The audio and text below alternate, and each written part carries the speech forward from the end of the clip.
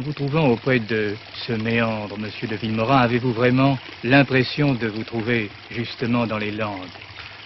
Il y a 3-4 ans, je n'aurais certainement pas eu cette impression.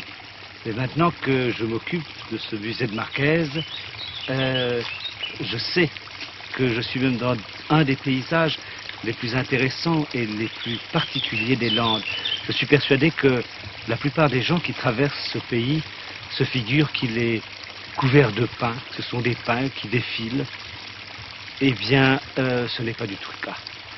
Là, nous sommes le long d'un petit ruisseau qui est un affluent de l'Allaire et qui est dans le cœur de la Lande et qui est adossé à cet érial, à ce musée que nous sommes en train de faire.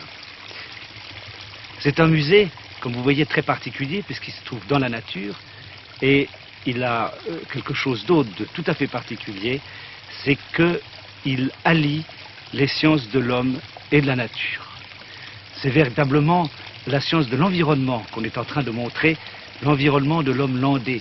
L'homme landais s'est installé dans ce pays et pour vivre, il a été obligé d'utiliser les éléments de la nature.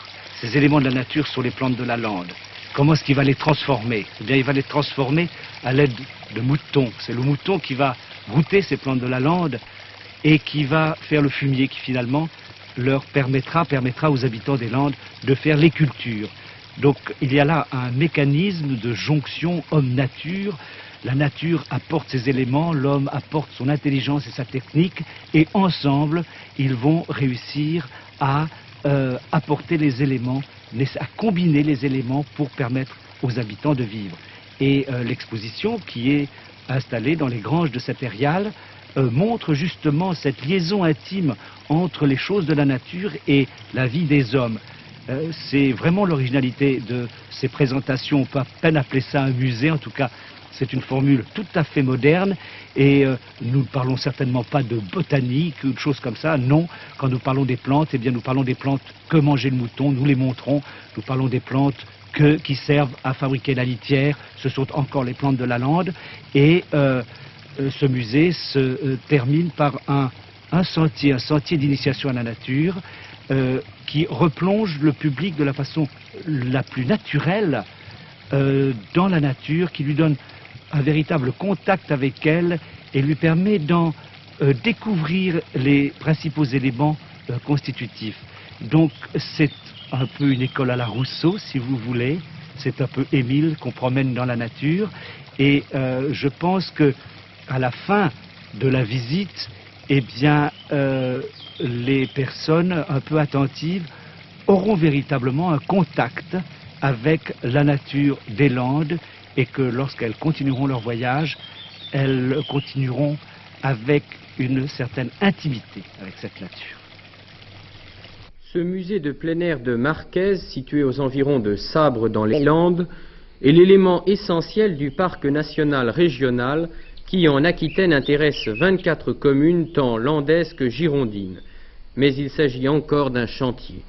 Monsieur Jean-Claude Bello, le clou de ce musée de plein air de Marquez sur le plan des bâtiments, c'est bien cette maison.